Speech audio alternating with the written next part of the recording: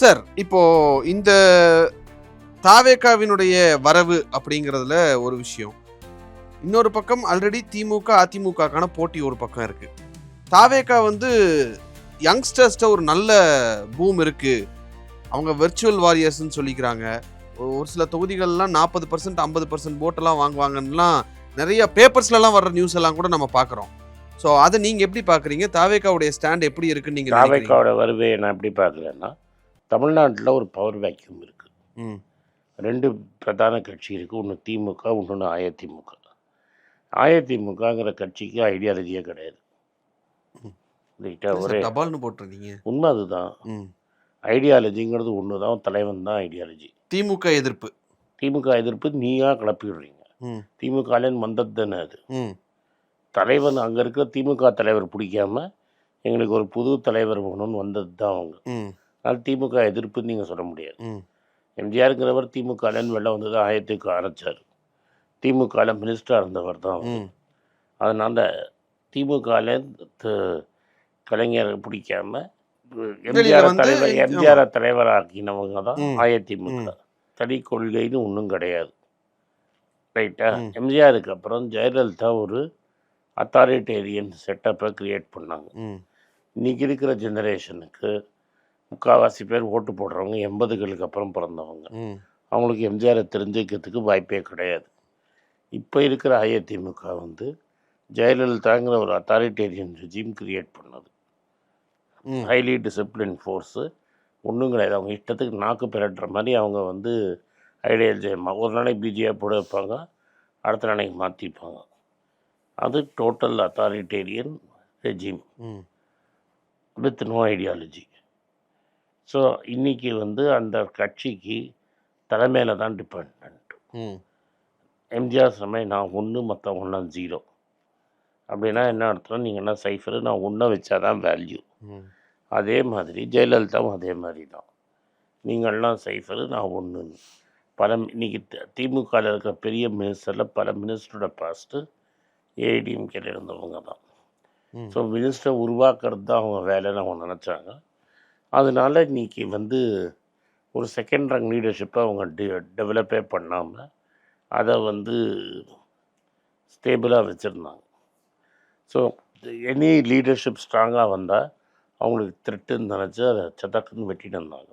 ம். ஸோ இன்றைக்கி சசிகலான்னு அவங்களோட ஸ்டேட்டட் டெப்டி ஜெனரல் செக்ரட்டரி ஆனாங்க. இப்போ சசிகலா காலில் எப்படி விழுந்தாருங்கிறது ஒரு வீடியோவே இருக்குது. அதனால் அந்த கட்சியில் எடப்பாடி கேப்சர் பண்ணிட்டார். ம். அந்த கட்சியை என்னை பொறுத்த வரைக்கும் சவுத் தமிழ்நாடுல ஒரு இம்பார்ட்டண்ட் குரூப்பும், வெஸ்டர்ன் தமிழ்நாடுல இருக்கிற இம்பார்ட்டண்ட் குரூப்பும், மேல் ஜாதியினர் ஒரு குரூப்பும் வச்சு ஃபார்ம் பண்ண கட்சி மெயினாக. ம்.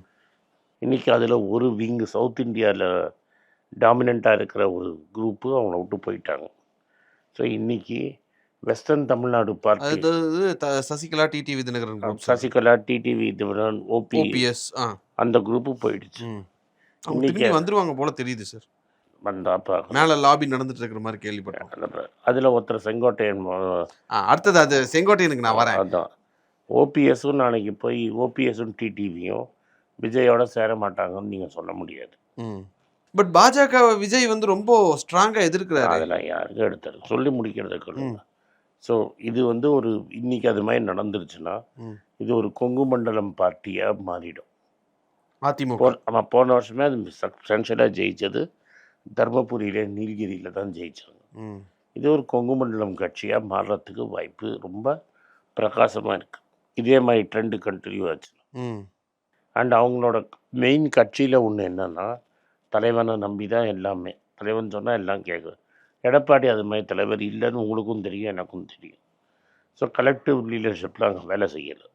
ஏன்னா அப்படி இருந்திருந்ததுன்னா இன்னைக்கு செங்கோட்டையன் வெளியே வந்திருக்க மாட்டாரு.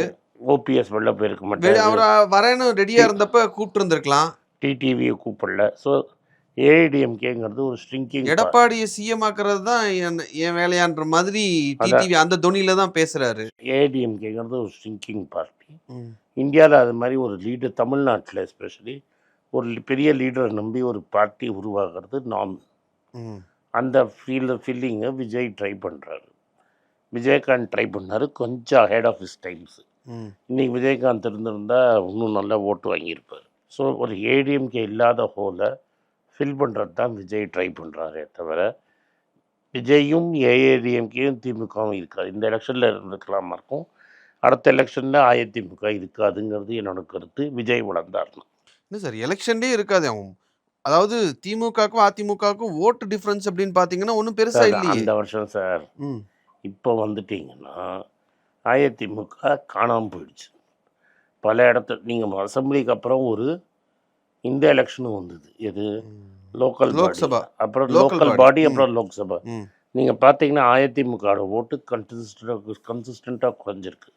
அடைந்த ஜெயலலிதாவுக்கு அப்புறம் யங்ஸ்டர் ஓட்டுங்கிறதே ஏடிஎம்கே கிட்டேன்னு போயிடுச்சு. ஸோ ஏடிஎம்கேக்கு ஓட்டு போடுறவங்க மட்டும் ஓட்டு போடுவாங்களே தவிர, அதுவும் வந்து ஒரு போர்ஷன் போயிடுச்சு சவுத்தில். So it is a constraint, it's a small party. And பெரிய கூட்டணி இன்னைக்கு வந்து டிஎம்கேட்டு தான் இருக்குது. என்னை பொறுத்த வரைக்கும் டிஎம்கேவோட சீமான் அது மாதிரி ஃபோர்த்து பார்ட்டியாக இருக்கிறவங்கள ஓட்டு இவங்க எடுப்பாங்க. டெஃபினட்டாக வந்து விஜய் எடுப்பாங்க. சீமான் மாதிரியான ஃபோர்த் பார்ட்டின்னு நீங்கள் சொல்கிற அவங்களுடைய ஓட்டு தான் எடுப்பாங்களா, இல்லை திமுக அதிமுகலையுமே அவர் கை வைப்பாரா? திமுக அதிமுக இருக்கிற யங்ஸ்டர் ஓட்டு பக்கம் அவர் பக்கம் போகும். பட் அது less then 10% of the electorate. இன்றைக்கி இருக்கிறதுல அவங்க ஒன்லி வெறும் 10% ஆஃப் தி எலக்ட்ரேட். தமிழ்நாட்டில் நீங்கள் ஜெயிக்கணும்னா 40 வயசுக்கு மேலே இருக்கிறவங்க ஓட்டையும் நீங்கள் வாங்கணும். அதில் விஜய் சக்ஸஸ் ஆக மாட்டாருங்கிறது என்னோட பர்சனல் கருத்து. ஓகே, பட் ஃபர்ஸ்ட் எலெக்ஷனில் வின் பண்ணணுங்கிற அவசியம் இல்லையே சார். அப்படியே அவ்வளோதான். இப்போ நானும் நீங்களும் ஒன்று, நான் இந்த எலெக்ஷன் பற்றி தான் பேசுகிறேன். பிஜேபி நீ விட்டுருங்க, ஏடிஎம்கே ஷ்ரிங்கிங், டிஎம்கே அகேன்ஸ்டாக ஒரு ஃபோர்ஸ் வரணும். Power cannot exist in vacuum. அந்த வேக்யூமை விஜய் ஃபில்அப் பண்ண ட்ரை பண்ணுறாரு. இல்லை சார், இப்போ நாம் தமிழர் கட்சி எடுத்துக்கிட்டீங்க அப்படின்னா அவங்க தொடர்ந்து தனியாக தான் போட்டிட்டு வராங்க. ஒரு குறிப்பிட்ட டைம் வரும்போது தான் அவங்க ஒரு அங்கீகரிக்கப்பட்ட கட்சி அப்படின்ற லெவலுக்கான ஒரு ஓட் ஷேருக்கே வராங்க. பஸ் இன்னும் அவங்களுக்கு வந்து அதே சிம்பிள் அலாட் ஆகும் தெரியாது. இப்போ தான் விசிகேக்கு அது பானை சின்னம் கிடச்சிது. என்னை பொறுத்த வரைக்கும் சீமானுங்கிறது வந்து ஒரு ஃப்ரிஞ்சு ஓட்டு பெனிஃபிட் தான். ஒரு ஃப்ரிஞ்சு 4-5%. அந்த ஓட்டெல்லாம் கொஞ்சம் குறைஞ்சி விஜய்க்கு போகும். விஜய்ங்கிறது ஒரு தேர்ட் ஃபோர்ஸாக டெஃபினட்டாக இந்த எலெக்ஷனில் எமர்ஜ் ஆவார். வெதர் ஈ கேன் 2029 நடக்கு 26 நடக்கிற எலெக்ஷனுக்கும் 2031 நடக்க போகிற எலெக்ஷனுக்கும் சம்மந்தமே இருக்காது. 2029 29ங்கிறது லோக்சபா 31 சம்மந்தமே இருக்காது. 31ங்கிறது சீன்ஸ் மாறி இருக்கும், டெஃபினட்டாக மாறி இருக்கும்.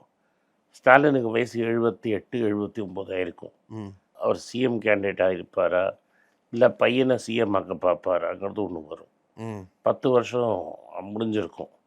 எந்த ஆட்சியும் 10 வருஷத்துக்கு மேலே இருந்ததாக சரித்திரம் கிடையாது இப்போ மாடர்ன் டைம்ஸில். அதனால் 10 ஆண்டு காலுக்கு அப்புறமா நடக்கிற எலெக்ஷன் வேறு மாதிரி இருக்கும். அது mainly between Udhayanidhi and Vijay எப்படி இருக்கும்னு தெரியாது. ஓகே, அந்த 2031 எலெக்ஷனில் உதயநிதி எவ்வளோ பாப்புலராக இருக்கார், விஜய் அடுத்த 5 வருஷத்தில் எப்படி அரசியல் பண்ணுறாரு, இது ரெண்டையும் வச்சு தான் சொல்ல முடியும். Okay sir, so thank you sir. இந்த தமிழகத்தில் அரசியல் களம் எப்படி இருக்குது, அதில் விஜயோட பங்கு எப்படி இருக்கும் அப்படின்றத பற்றி ரொம்ப தெளிவாக சொன்னீங்க. நன்றி சார். நன்றி, வணக்கம். குழந்தைங்களுக்காக ஒரு புஸ்தகம் லான்ச் பண்ணோம். அது ரொம்ப சக்ஸஸ்ஃபுல்லாக இருக்குது. யாருக்கெல்லாம் அந்த புஸ்தகம் போகணுமோ எங்கள் டீமுக்கு கான்டாக்ட் பண்ணுங்கள். கீழே இருக்கிற நம்பர்லேயும் வெப்சைட்லேயும் கான்டாக்ட் பண்ணிங்கன்னா உங்களுக்கு அந்த புஸ்தகத்தை நீங்கள் வாங்கிக்கலாம். மற்ற எங்கள் புஸ்தகமும் அவைலபிள் எங்கள் வெப்சைட் மூலமாகவும் வாங்கலாம். கீழே இருக்கிற வாட்ஸ்அப் நம்பர்லேயும் மெசேஜ் அனுப்பலாம். நன்றி, வணக்கம்.